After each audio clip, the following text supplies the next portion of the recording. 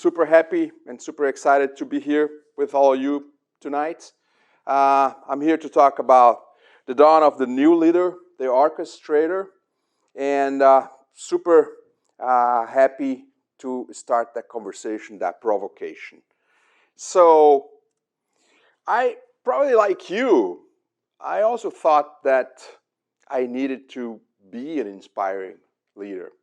But now I know that the inspiring leader motto is dead. It's kind of gone. And that's what I'm going to explain today. First, a little bit of context. There are two things that made me think about all of that. The first one was pandemic.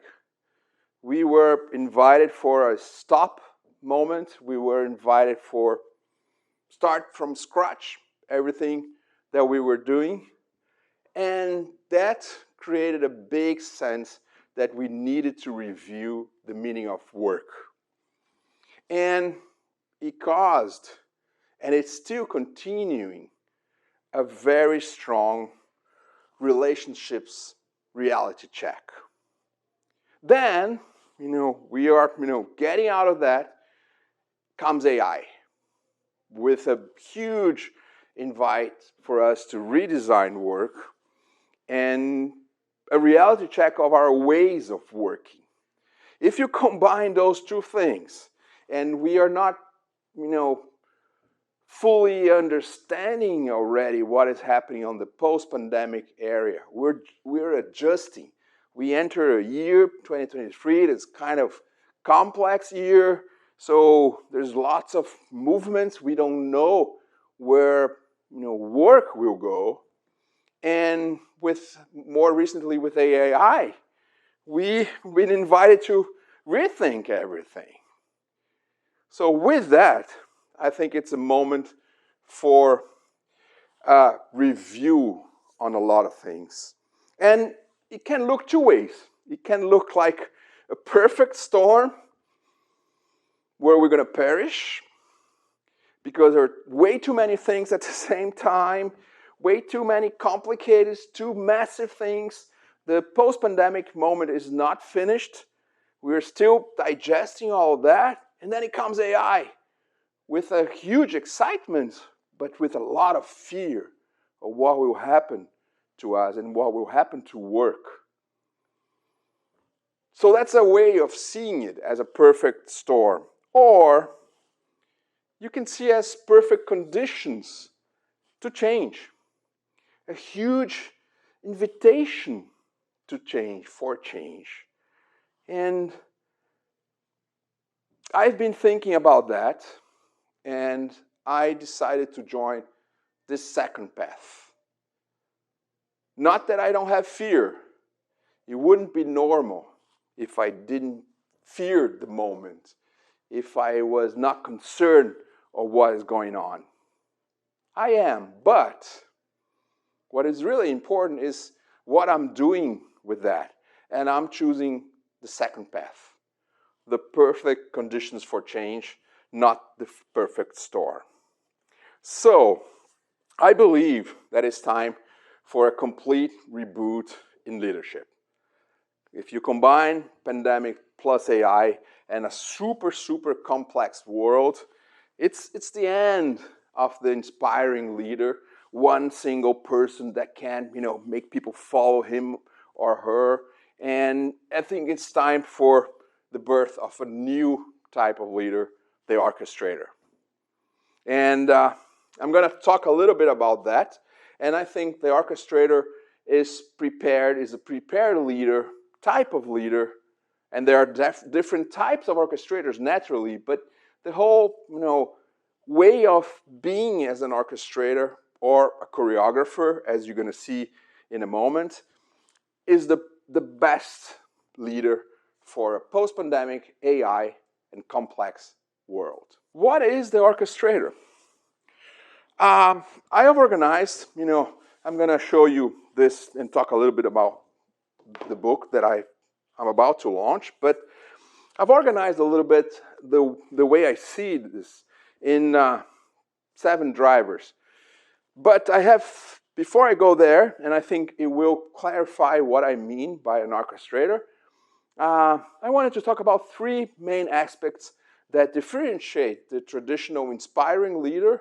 I'm not talking even about the old style boss, that's a long time ago, but the inspired leader from the orchestrator. The inspired leader, it's too much about me mindset, and the orchestrator is about a we mindset, and that changes a lot of things. The inspired leader is about directing, and the orchestrator is about choreographing. It's also very conceptually very, very different when you are choreographing or giving a direction. And finally, I think the inspired leader is a lot about purpose, his or her purpose, or the company's purpose. And the orchestrator is about individual meaning.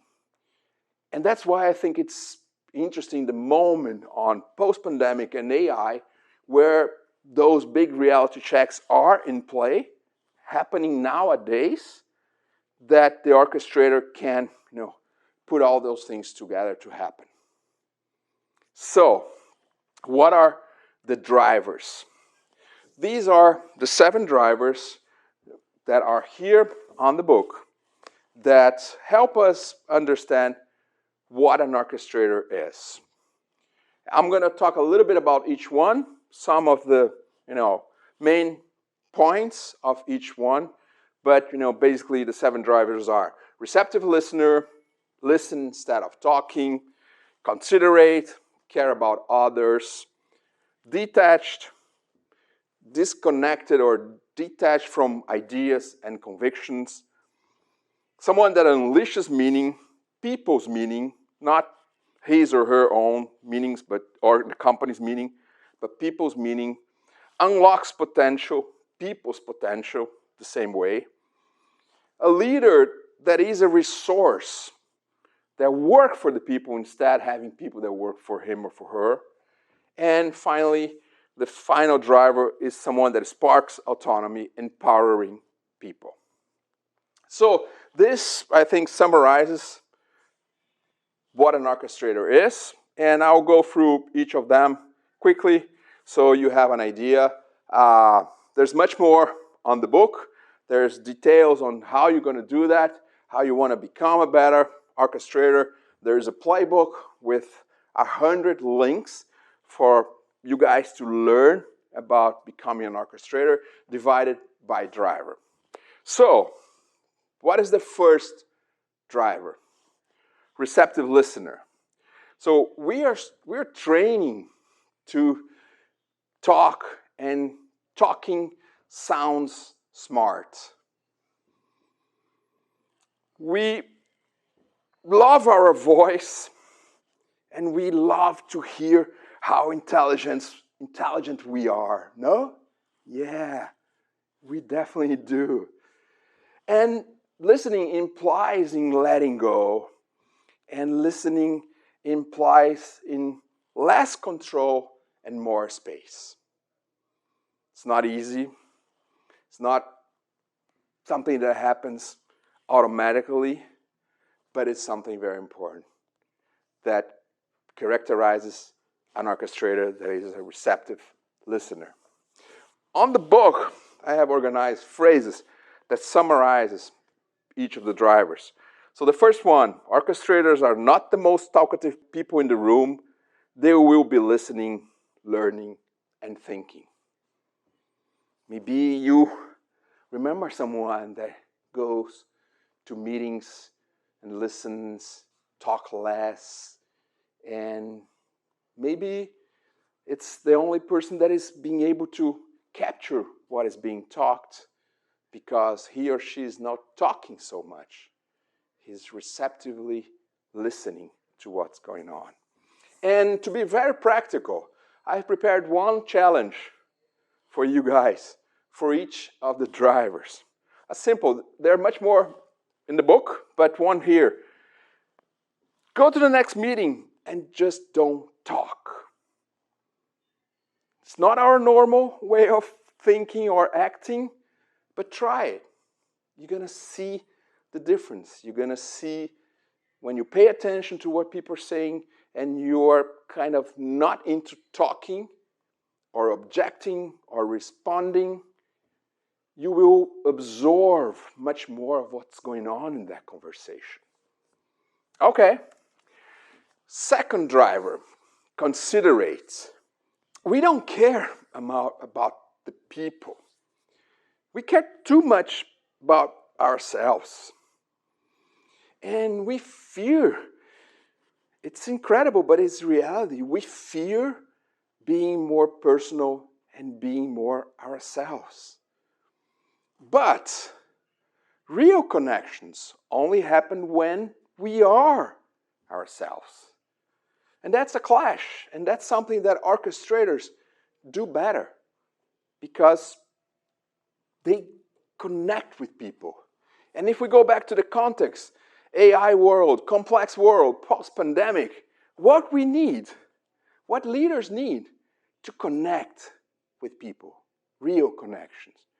That's when the magic happens. The phrase on the book, orchestrators don't think me, they think we. They care about people. What is the challenge on this driver for you? Try to exercise. Go to the next meeting or the next people you meet and ask her how she's feeling and show that you're interested in hear the answer. Normally we say, hey, how are you? Oh, good, fine, thank you. And then we move to something practical. And people don't feel that we care because we just don't care. You're going to feel the difference. Challenge you to do that little exercise. The next one, it's about being detached. Obviously, we have and we should have convictions. That's natural, right? But convictions, or too many convictions, make us rigid and it blocks us. We have to understand that it's not about us. And we have to detach from our convictions and ideas to be able to receive and capture and collaborate and innovate and understand what's going on in the world and understand different types of personas, different types of people, different types of desires and wishes. So an orchestrator is a detached leader. Someone that is less connected to his or her own ideas and convictions. It's not someone that doesn't have ideas and convictions. He or she has naturally, but it's not attached. It's not in love with the ideas and convictions. That's probably the only way for you to hear a room, other people, different people, diverse people. The phrase on the book, orchestrators are not moved by their convictions or certainties. They listen, learn, and co-build with people through empathy and real connections. All the drivers, they talk with each other. Obviously, they're in a kind of a sequence, right? Receptive listener and considerate and detached, they all connect. You know, probably going backwards, you will understand that. And on the book, it's easy to understand the whole thing. What is the challenge in this case? In the next meeting, if you have an idea, think with yourself not to talk, to mention that idea. And ask yourself, before you mention it, do I need to mention that idea? Is this adding any value? Am I, copying someone's idea? And am I trying to summarize anyone's thoughts? Is my idea so important that I need to interrupt and mention? Ask yourself. Some cases the answer will be, no, I can be quiet. Some cases, yes, the answer to yourself will be, yeah, I should speak. And that's what a detached leader, an orchestrator is. Moving forward, another strong driver of an orchestrator is someone that unleashes meaning, right? We care too much about purpose, our own, and the company's purpose. And for me, this is pure BS. People don't buy the blah, blah, blah's purpose of the companies. They don't. We all pretend it's nice, it's on the wall, but we don't buy that, especially post-pandemic, where we were invited to rethink of our lives and work, and our relation to work. On the other side, meaning is something that is much more tangible, much simpler and actionable than a purpose. And people want to fulfill their own meanings. And an orchestrator is someone that can, unleash people's meaning, and the sum of the people's meaning become the big meaning of the organization. And that's beautiful. It's very different. It's very different from a bunch of people that just follow an inspired leader, from an orchestrator that unleashes everyone's meaning and all together become a huge and powerful meaning. The phrase on the book, orchestrators will not invite people to a dream. They will support them in dreaming their own dreams. And the sum of the dreams will be the organization dream. And that's magical, because it will fulfill both ourselves and the organization. There's not someone left behind. A provocation, and a strong one for this one. Question yourself if you are puppeteering people, kind of manipulating people. And maybe question yourself if you can unleash someone's meaning as a test, as a provocation, and see the effect on the person and on yourself. Okay. The next driver is unlock potential. I think similarly to unleash meaning, it's not about profiles, it's not about, types of people or training. It's about unlocking people, talents, and self-development. Self-development. Not a leader being able to provide something, but just being able to unlock the potential that is already inside the people.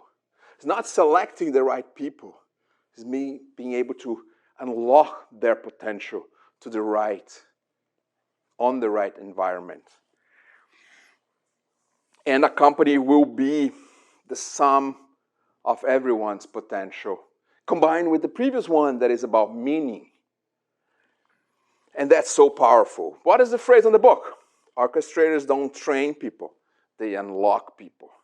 With these phrases, I'm trying to bring also kind of a fast provocations for us to see the difference, to feel the difference, to understand the difference. The provocation here, the challenge here, ask someone that works with you, not for you, right? Remember, not for you, but with you. What is the talent that people wants to unlock, that person wants to unlock? You're going to see how surprising that might be. First, because people are not used to that question, and secondly, because that will come from inside, and they will feel in a way that normally they don't feel in organizations. The next driver is be a resource, or is a resource, an orchestrator, right? People don't want to work for you. People want to work with you. And if you deeply love yourself, that's probably something that will be very hard to be a resource. But this is an invitation for you to understand that in a complex AI world, you gotta be able to work for the people that is part of your team, not the opposite. If you go backwards to the other drivers, you're gonna see how things connect and how things complement each other, and it makes a lot of sense in my point of view. What is the phrase in the book? Orchestrators will not ask people to do things their way or for them, but in their own way, for themselves. It's amazingly different from what happens most of the times. The challenge here: ask someone what you can do to increase the chance of success of that person. Surprising question. You're going to be even more surprised with the amazing answers that will come out from that question. And the final driver. An orchestrator is someone that sparks autonomy.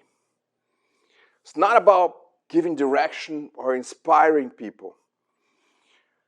Inspiring leaders are creating enormous mass and individualism, myopia. It's becoming unsustainable because people don't want to follow one single person. That person's purpose? No, it doesn't fit a post-pandemic AI world anymore. It's about giving space. It's about aggregating ideas and people. It's when results come from your absence instead of your presence. Have you thought about that? I've experienced some cases where I said to myself, I will orchestrate that and I will not join that meeting because my absence works more for the people's autonomy than my presence. It needs a lot of let go, as we talked before. It needs a lot of different mindset that we're used to. It's not, you're going to leave your ego there, but it's very powerful, very powerful.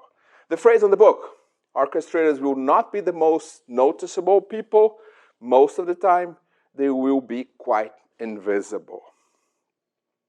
The provocation is a little bit of what I just said. Why you just don't show in some meetings and tell people to decide and move forward. Try that. It's powerful. It's transformative. It's intense. All right. So to finalize here, orchestrators are, at the end of the day, big choreographers, right?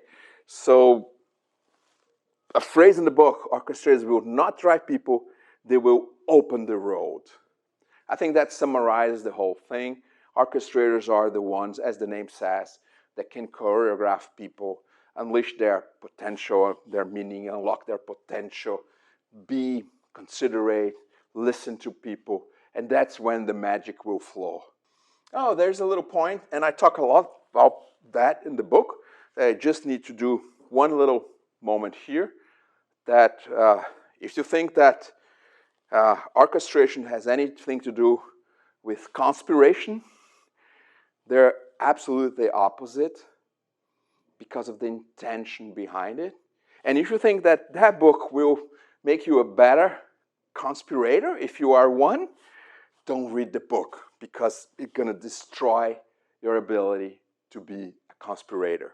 Someone that's creating the mess. It's the opposite of everything we're saying. In the book, we can talk a lot more. We do talk a lot more about that.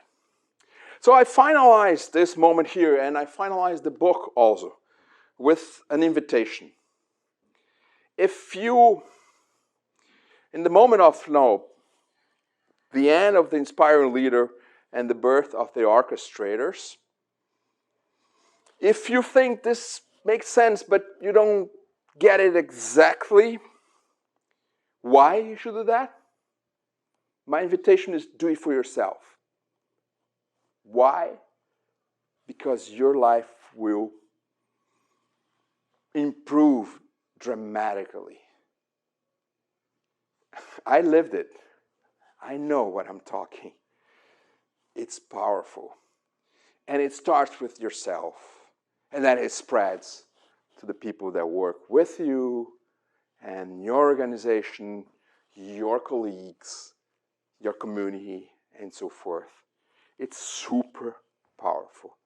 I've been doing that. I've been living that. I know what I'm talking. And to finalize, I did the book. There is also an assessment. You can check your orchestration level in the 7 drivers. There's the book contains a playbook with 100 links where you can learn driver by driver. We are finalizing a corporate assessment where you can measure the level of orchestration of your organization, your leadership. But it's all started that I needed to do it for myself. I needed to organize this for myself. It became a mission. It became something that I said, wow, I need to share this with the world. I need to give back. Can't keep it to myself. But now it's to the world. And I'm here for you. If you need, reach out to me. Go to the website. Do your assessment. Buy the book if you want to. And I'm positive orchestration will be something out there for better people, better leaders, and a better word in the organizations. So thank you so much for being here.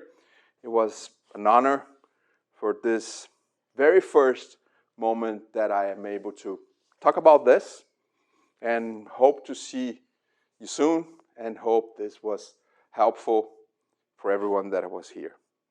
Thank you so much.